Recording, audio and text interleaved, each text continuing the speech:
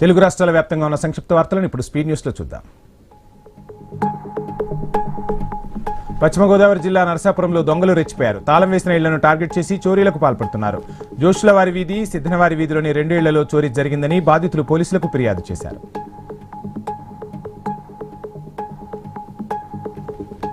ఆత్మకూరు నియోజకవర్గంలో త్వరలోనే రైతులను ఆదుకునేందుకు మొక్కజొన్న కొనుగోలు కేంద్రాలను ప్రభుత్వం ఏర్పాటు చేస్తుందని శ్రీశైలం ఎమ్మెల్యే రాజశేఖర్ రెడ్డి తెలిపారు. రాష్ట్ర వ్యాప్తంగా ప్రారంభమైన రైతన్న మీకోసం కార్యక్రమంలో భాగంగా బాపనంతపురంలో ఎమ్మెల్యే పర్యటించారు. పశ్చిమ గోదావరి జిల్లా సరిపల్లిలో రైతులు నిరసన కార్యక్రమం చేపట్టారు. సరిపల్లి, మల్లవరం, లిఖితపూడి గ్రామాల్లో ఉన్న 2000 ఎకరాల పంట పొలాలకు డ్రైన్, పూడికతీత పనులు వెంటనే చేపట్టాలని డిమాండ్ చేశారు. రాష్ట్ర ప్రభుత్వం జారీ చేసిన జీవో 46 బీసీల రాజకీయ భవిష్యత్తుకు గొడ్డలు పెట్టులాంటిదని బీసీ సంఘాల నాయకులు తులా మధుసూదన్ అన్నారు. బీసీలను రాజ్యాధికారం నుంచి దూరం చేసే కుట్రలో భాగంగా 46 జీవో విడుదల చేశారని ఆరోపించారు.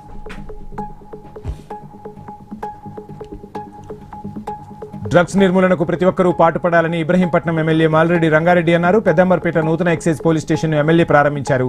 యువత గంజాయి, డ్రగ్స్ కు అలవాటు పడి కుటుంబాలను చిన్నాభిన్నం చేసుకోవద్దని సూచించారు ఎమ్మెల్యే.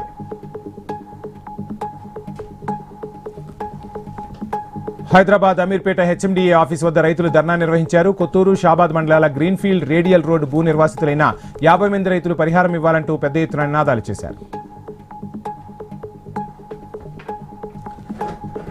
ప్రకాశం జిల్లా బండ్లమూడిలో జరిగిన ఘటనలో గాయపడిన దళితులకు న్యాయం చేస్తామని APSC commission chairman KS Jauhar తెలిపారు. గాయపడ్డ బాధిత కుటుంబాలను ఆయన పరామర్శించారు. తెలంగాణ జనసమితి అధ్యక్షుడు ప్రొఫెసర్ కోదండరాంతో ఎమ్మెల్యే నవీన్ యాదవ్ భేటీ అయ్యారు. హైదరాబాద్ నగరం నుంచి ప్రాతినిధ్యం వహించిన వెంకటస్వామి, అంజయ్య పీజీఆర్ స్ఫూర్తితో పనిచేయాలని కోదండరాం నవీన్ యాదవ్ కు సూచించారు. హన్మకొండ జిల్లా పరకాలలో వందే మాతరం 150 ఏళ్ల వేడుకలను ఘనంగా నిర్వహించారు. స్థానిక బీజేపీ నేతల ఆధ్వర్యంలో బస్టాండ్ కూడల్లో సామూహిక వందే మాతరం గీతాలాపన చేశారు. పలు పాఠశాలలకు చెందిన విద్యార్థులు ఈ కార్యక్రమంలో పాల్పంచుకున్నారు. కాంగ్రెస్ పార్టీ బలోపేతమే సంఘటన్ సృజన్ అభియాన్ లక్ష్యమని ఏఐసీసీ గుంటూరు జిల్లా పర్యవేక్షకురాలు సౌమ్యారెడ్డి అన్నారు. దేశాభివృద్ధికి విశేషమైన సేవలు అందించిందన్న కాంగ్రెస్ పార్టీకి పూర్వ వైభవాన్ని తిరిగి తెచ్చేందుకు కృషి చేయాలని పిలుపునిచ్చారు.